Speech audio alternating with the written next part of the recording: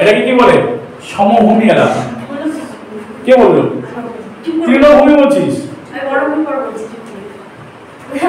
সবকিছু বলে একবার বলে তো হবে না। আমি সমভূমি বলছিলাম না? এই যে গাঙ্গেয় সমভূমি কি বলছিলাম? এটা গাঙ্গেয় সমভূমি। এটা কি বলছিলাম? সিন্ধু সমভূমি। আর কি বলছিলাম? পাঞ্জাব। এখানে পাঞ্জাব হবে না না। ব্রহ্মপুত্র সমভূমি। আরে এই দিক থেকে ব্রহ্মপুত্র নদী এসে ওইদিকে মিলিত হচ্ছে। এদিক থেকে গঙ্গা নদী এসে মিলিত হয়েছে ব্রহ্মপুত্রের কাছে। এই যে গঙ্গা নদী, যে গঙ্গা নদী তোমরা দেখতে পাচ্ছ, এটা গঙ্গা নদী। কারণ এখানে আমাদের কি সিন্ধু নদী। এবার সিন্ধু নদী কি বলেছিলাম?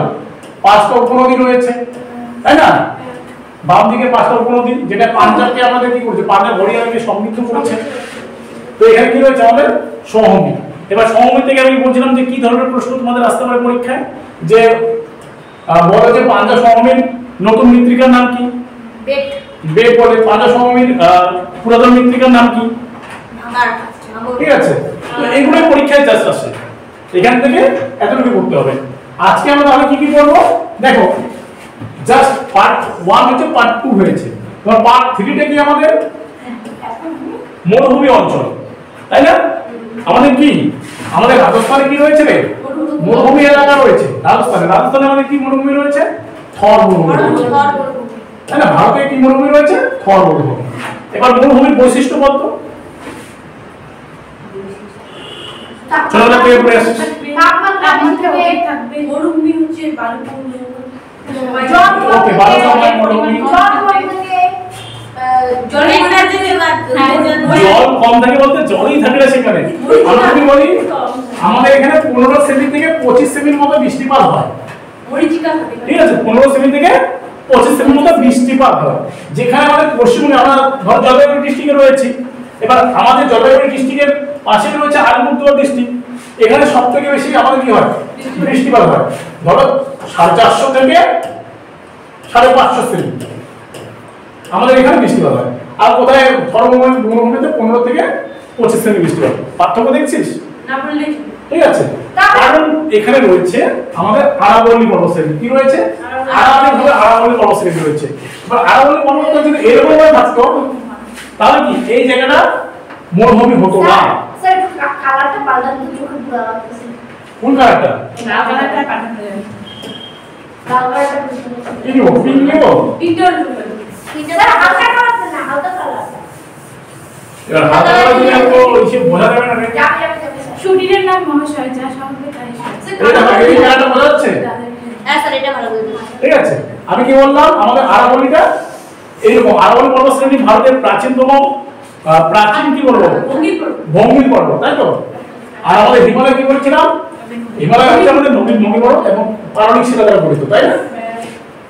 পাললিক শিলা দ্বারা গঠিত। আর আমাদের আরাবল্লী রয়েছে, আরাবল্লী হচ্ছে প্রাচীন ভঙ্গি পর্বত। ঠিক আছে, এটার আবার অপর নাম কি বলেছিলাম আমি? ক্ষয়জাত পর্বত বা অবশিষ্ট পর্বত। কারণ দিন দিন এটা হয়ে ছোট হয়ে যাচ্ছে। এই আরাবল্লীর সর্বোচ্চ শৃঙ্গের নাম কি বলেছিলাম? তোদের মনে পড়বে না, আমি জানি। সাতপুরা। হ্যাঁ, সাতপুরা। গুরু শিখর বলেছিলাম কি না? এর মধ্যে আছে 1722 মিটার। আমি পড়িয়েছি, আমার তো ঠিক মনে আছে 1722 মিটার। এছাড়াও বলছিলাম যে আরাবল্লীর আরেকটা উচ্চতম পর্বতশৃঙ্গ রয়েছে মাউন্ট আবু, তাই না? তো এখানে রয়েছে। তো এইটা যদি আমাদের এই দিক থেকে থাকতো তাহলে কি হতো? এই জায়গাটা মরুভূমি হতো ধরো, আর এটা কি হতো? মরুভূমি হতো না।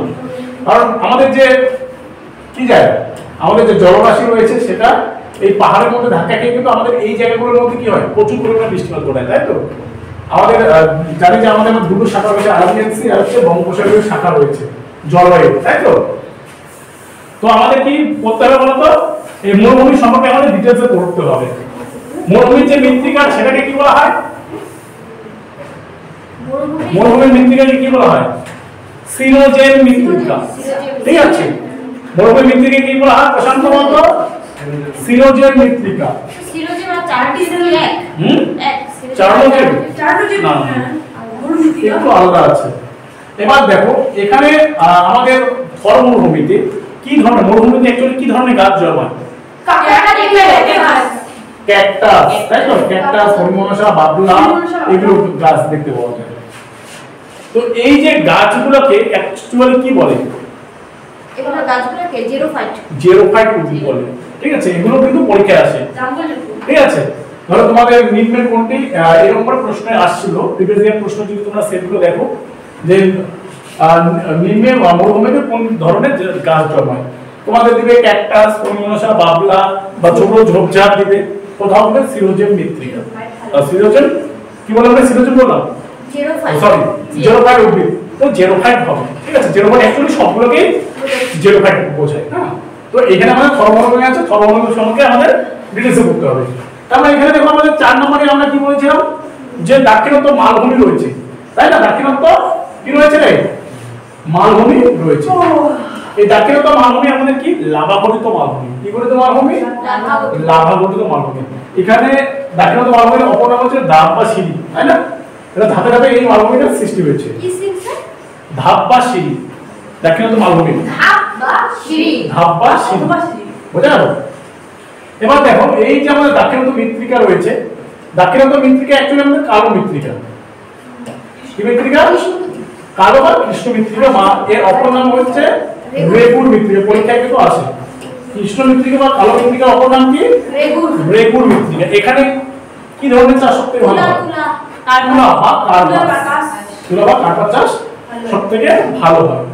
অ্যাকচুয়ালি এই মৃত্তিকা, এই যে আমরা যে দেখছি দাক্ষিণাত্য অঞ্চলটা, এটা কিন্তু এদিকে কিন্তু কি রয়েছে?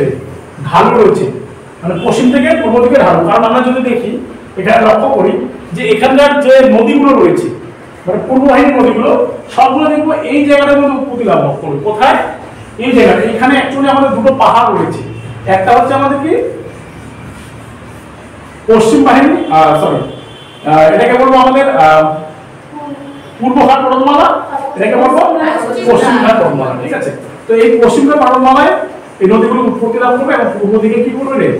প্রবাহিত করবে। তার মানে কি এটা দেখে বোঝা যাচ্ছে যে এদিকে ঢালটা কোন দিকে? পূর্ব দিকে পড়েছে, তাই তো? আর এদিকে পশ্চিম দিকে পড়েনি। আর আমাদের দেখবো যে মাঝখান থেকে যত নদী উৎপত্তি লাভ করবে মধ্যপ্রদেশ থেকে, ঠিক আছে, নর্মদা, তাপ্তি ধরো, মাহি ধরো, সবগুলো কোন দিকে? পশ্চিম বাহিনী হবে কিন্তু। ঠিক আছে, এই দিক থেকে কিন্তু প্রবাহিত হবে। বোঝা গেল? তো এটা আমাদের ডিটেইলসে পড়তে হবে।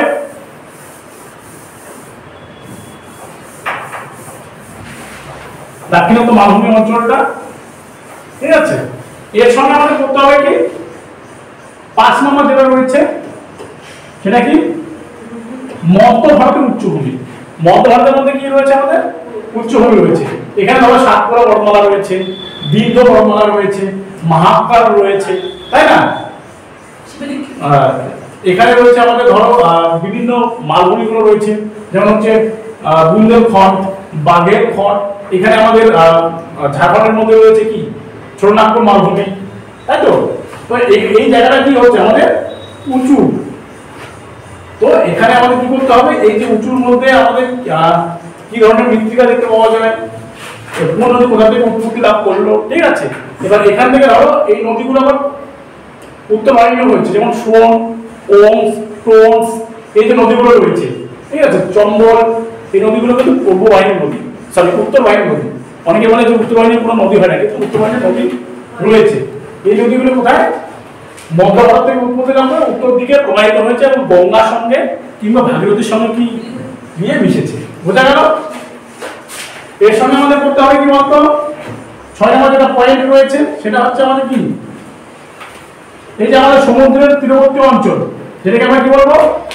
উপকূলবর্তী অঞ্চল বলবো বা উপকূলীয় অঞ্চল বলবো। দাক্ষিণাত্য মালভূমি অঞ্চল আর হচ্ছে উপদ্বীপীয় কি একটা আছে? সেম না স্যার? একই না? না, উপকূল রেখা কাকে বলে? সমুদ্রের তটভূমিকে আমরা উপকূল রেখা বলবো। না স্যার, এখানে আছে তো দাক্ষিণাত্য মালভূমি অঞ্চল বা উপদ্বীপীয় মালভূমি বা দেওয়া আছে। দাক্ষিণাত্য মালভূমি অঞ্চল বা উপকূলীয়, এই যে দাক্ষিণাত্য মালভূমি অঞ্চলের নিচেই তো পড়ছে এটা উপদ্বীপীয় আছে। উপদ্বীপীয় অঞ্চল। অ্যাকচুয়ালি উপদ্বীপ বলতে কি বোঝায় বলতো? এটা কি আমাদের দাক্ষিণাত্য মালভূমিটা কি করছে? সমুদ্র থেকে আমাদের এই যে এই অংশটা কি সমুদ্র না? কিন্তু দেখো দ্বীপ কাকে বলে? কি দ্বীপ কাকে বলে? চারিদিকে জল, মাঝখানে স্থল, দিক বা বদ্বীপ আমরা বলবো কি বলতো, এই যে ধর একটা বাংলায় বলি কি আমরা এটা বদ্বীপে কি থাকে, চতুর্দিকে কি থাকে জল। আর উপদ্বীপ কাকে বলবো, যার তিন দিকে জল একদিকে স্থল থাকে। এবার দেখো এই জায়গাটা তোমরা ধরছো কি, এটা ধরো আমাদের মালভূমি এলাকা, ঠিক আছে। এবার দেখো এই দিক থেকে কি জল আছে না, তাহলে এই দিকে আছে, নিচের দিকে আছে, এদিকে আছে, আছে কিনা? তিন দিকটা জল রয়েছে, একদিকটা স্থলভাগ রয়েছে, সেটাকে আমরা কি বলবো, উপদ্বীপ বলবো। যেমন আমাদের এখানে কি রয়েছে রে, এই জায়গাটুকু দেখো, এখানে কি রয়েছে রে, উপসাগর রয়েছে, খাম্বাত উপসাগর, ঠিক আছে। এটা আবার প্রসেসটা আলাদা, দেখ একদিকে জল, তিন দিকে স্থলভাগ। আমরা যদি বলি নর্মদা নদী কোথায় গিয়ে মিশেছে, আমরা যদি বলি না যে আরব সাগরে গিয়ে মিশেছে, খাম্বাত উপসাগরে। আমরা যদি বলি সবরমতী কি সোনাবতী, এটা কি বলে মাহি নদী, সবরমতী নদী আর নর্মদা প্লাস তাপ্তি কোথায় গিয়ে মিশেছে, খাম্বাত উপসাগরে। বোঝা গেল? তার মানে এটা উপসাগর, বোঝা গেল? তো এইরকমই সেম প্রসেস।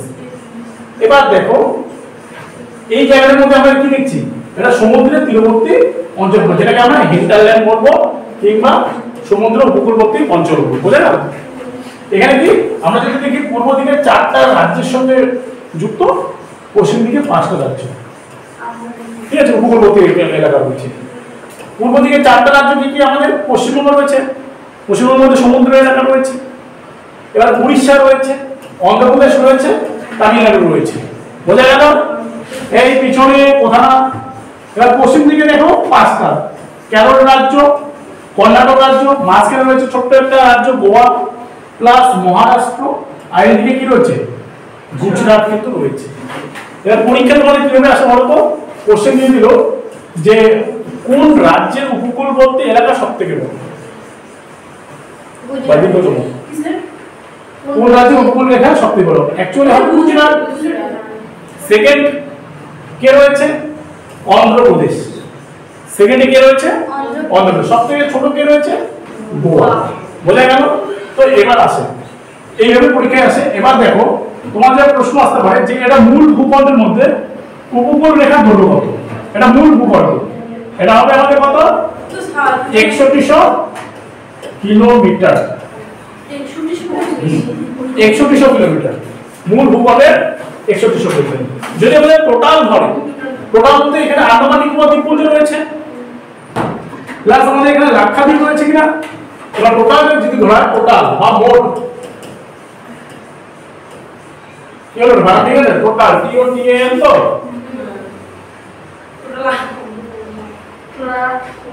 টোটাল হচ্ছে আমাদের 7516.6 কিলোমিটার। বোঝা গেছে? এটা কিন্তু পরীক্ষায় দেয়, এই দুটোর মধ্যে একটা কিন্তু পরীক্ষায় আসে। কি কোশ্চেনটা বললেন? বললাম মূল ভূখণ্ডের উপকূলবর্তী এলাকার দৈর্ঘ্য কত, 6100 কিলোমিটার। যদি বলা হয় মোট মূল ভূখণ্ডের উপকূলবর্তী এলাকার দৈর্ঘ্য কত, মানে এখান থেকে ধরো এই যে আমাদের পশ্চিমবঙ্গ থেকে এই যে জায়গাটা এই পর্যন্ত 6100 কিলোমিটার। বুঝতে পারলে? আর এটা যদি ধরা হয় জাস্ট এটা আর এটা আন্দামান নিকোবর দ্বীপপুঞ্জ প্লাস লাক্ষাদ্বীপ, তাহলে হবে 7516.6 কিলোমিটার। দেখো আমি দিয়েছি তোমাদের, হ্যাঁ এটা গেল। তো এখানে আমাদের আন্দামান নিকোবর দ্বীপপুঞ্জ রয়েছে আর বে অফ বেঙ্গল আর আরাবিয়ান সি এর মধ্যে রয়েছে লাক্ষাদ্বীপ। বোঝা গেল? এবার দেখো এই যে উপকূলবর্তী এলাকাগুলো রয়েছে এর আবার এক্সট্রা নাম রয়েছে। যেমন উড়িষ্যা উপকূল, উড়িষ্যা উপকূলের নাম হচ্ছে উৎকল উপকূল। পশ্চিমবঙ্গ উপকূলের নাম কিন্তু নেই, শুধু পশ্চিমবঙ্গ আমরা দীঘা বলতে পারি, ঠিক আছে, দীঘা একটা বিখ্যাত জায়গা, কিন্তু উড়িষ্যা উপকূলের নাম কি, উৎকল। আমরা আমাদের যে জাতীয় সঙ্গীত রয়েছে সেখানে আমরা উৎকল পেয়েছি, উৎকলবঙ্গ। তো উৎকল উপকূল। অন্ধ্রপ্রদেশ উপকূলের নাম অন্ধ্র উপকূল। এবার উৎকল উপকূল প্লাস অন্ধ্র উপকূল দুটো এক জায়গায় মিশে এর নাম হচ্ছে উত্তর সরকার উপকূল। কি সরকার উপকূল? উত্তর সরকার উপকূল। নিচে রয়েছে আমাদের কি, তামিলনাড়ু। তামিলনাড়ু উপকূলটা পরীক্ষায় বারবার আসে, যার নাম হচ্ছে করমণ্ডল উপকূল। কি বললাম? করমণ্ডল উপকূল। এই করমণ্ডল উপকূলে বছরে দুবার বৃষ্টিপাত হয়, একবার আবর্তনের ফলে, একবার প্রত্যাবর্তনের ফলে।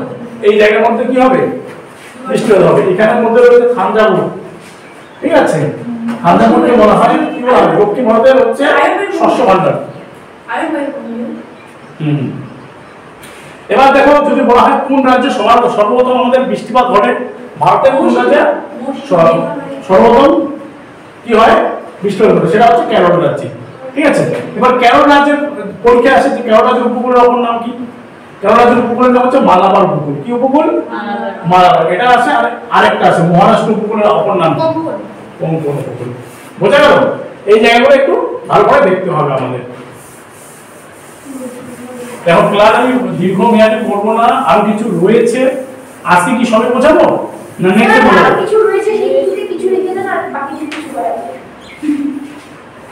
এখানে যেমন রয়েছে আমি কি বললাম পশ্চিমঘাট পর্বতমালা, এখানে পূর্বঘাট পর্বতমালা রয়েছে কিনা, ঠিক আছে। এই পশ্চিমঘাট পূর্বঘাট পর্বতমালাকে যুক্ত করেছে আমাদের নীলগিরি পর্বত। কি পর্বত? নীলগিরি। নীলগিরি। নীলগিরির নাম শুনছিস? হ্যাঁ নীলগিরি। নীলগিরির উচ্চতম শৃঙ্গ হচ্ছে দোদাবেতা, ঠিক আছে। আর পূর্বঘাট পর্বতমালার অপর নাম কি? পশ্চিমঘাট পর্বতমালার অপর নাম কি বলো? মলায়াদ্রি। কোনটা? কিসের পশ্চিমঘাট? পূর্বঘাট। পূর্বঘাটের নাম কি? সহাদ্রি। রং অ্যানসার। মলায়াদ্রি। এর নাম মলায়াদ্রি। উল্টা পাল্টা। এর নাম হচ্ছে সহাদ্রি। এটা হচ্ছে পশ্চিমঘাট, এটা হচ্ছে পূর্বঘাট, ঠিক আছে। সেটাকে যুক্ত করেছে কি? নীলগিরি। আর নীলগিরির নিচে আরেকটা পর্বত রয়েছে, পর্বত রয়েছে, তার নাম কি? নীলগিরির নিচে বলছিলাম বলো, ইয়াদ করো। আবার হলো অপশন, সবগুলোতে অপশন চাই। বলো বলো বলো, এটার নাম কি? অপশন বলেন তো। একটু মনে করো।